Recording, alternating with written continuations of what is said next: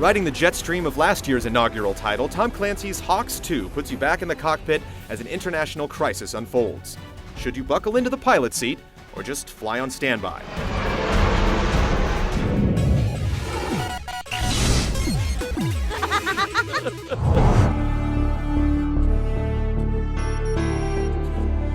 Told through briefings, radio chatter, and eavesdropping missions, the story develops after insurgents steal nuclear devices from a Russian facility. You'll switch between US, UK, and Russian roles as you track down separatist leaders and regain territory and resources across the globe. Insurgent forces attacked Prince Faisal Air Base with as many as a dozen cruise missiles. While a rebel force sophisticated enough to take airfields and fly fighter jets seems far-fetched, it all starts to make sense by the end. Since when did the insurgents get an air force? The plot does take some unexpected turns, but the storytelling is stiff and detached, lacking any real sense of drama.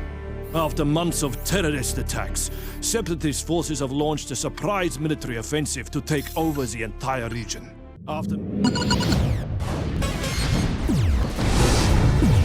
Enemy ground units are closing in on the transport. The campaign of H.A.W.X. spans 20 missions across far-flung locales such as the Middle East, Russia, and Norway. In addition to dogfights, you'll pilot UAVs on recon missions, defend troops from an AC-130, and bomb power plants to knock out city lights.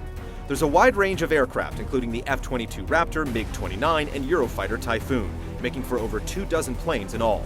Throughout the campaign, planes and weapons are assigned to you based on the mission, but additional modes let you pick and choose a bit more liberally. The game features a somewhat hollow implementation of experience points, awarded as you complete missions and challenges. Leveling up unlocks new content for bonus modes and multiplayer, including unlockable aircraft and upgrades to increase your plane's power and effectiveness. Reaper 1-1 Sea Rider, clear for launch. Arcade mode adds a twist to campaign levels, often requiring you to work with trickier weapons loadouts, while survival tasks you with staying alive and defeating waves of enemies in a set time frame.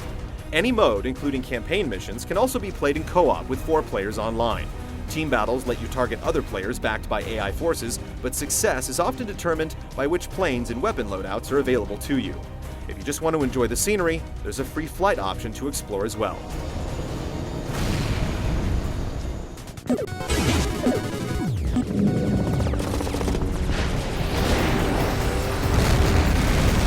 Come on, Hunter, play the angles. You can take that guy. As the core of the experience is about piloting supersonic jets, there's ample time given to flight fundamentals. Many missions feature takeoff and landing sequences, and some give you the option of landing at any time to resupply. There's an assist feature to help you find a path to the landing strip, but it's harder to follow the recommended route than to judge the approach on your own. You don't have to worry about monitoring fuel, but H.A.W.X. does feature 2 mandatory refueling sequences, which are simply too awkward to be fun. H.A.W.X, you're running out of time. Proceed to the tankers and commence refueling at once. There's not much supporting the physical sense of flight.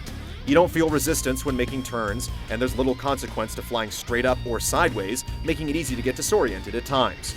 Despite the large roster of planes, differences between planes are subtle, lacking distinctive characteristics. Playing with the standard controller is serviceable, but H.A.W.X. does support various flight sticks for each platform as well. The game gives you some basic tutorials for lighting up the skies, but there's not much depth in the maneuvers it teaches you.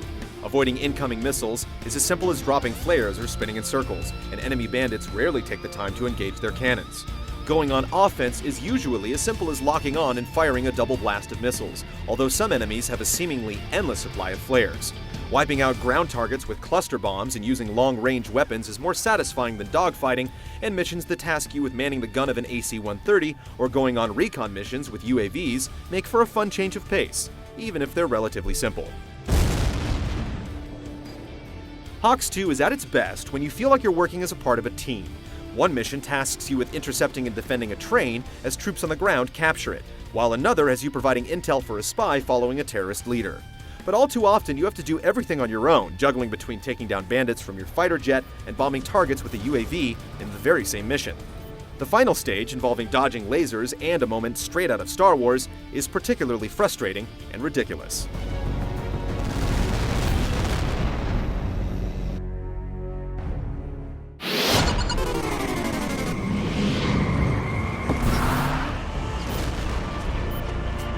The much touted use of satellite imagery in H.A.W.X. is certainly impressive from high above the landscape, but it's not suited for the close-ups forced upon it during cutscenes.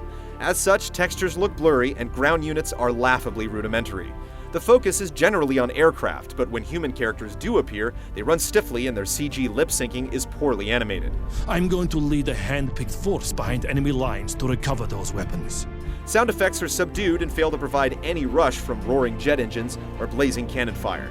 The dramatic music fits well with other franchises in the Tom Clancy universe, with regional undertones and a signature Hawks anthem.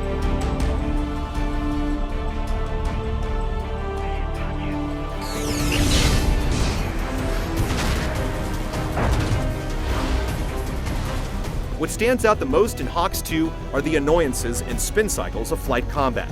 The dogfighting neither feels particularly realistic nor particularly fun, and as a result, the most enjoyable missions are the ones that avoid air-to-air conflict.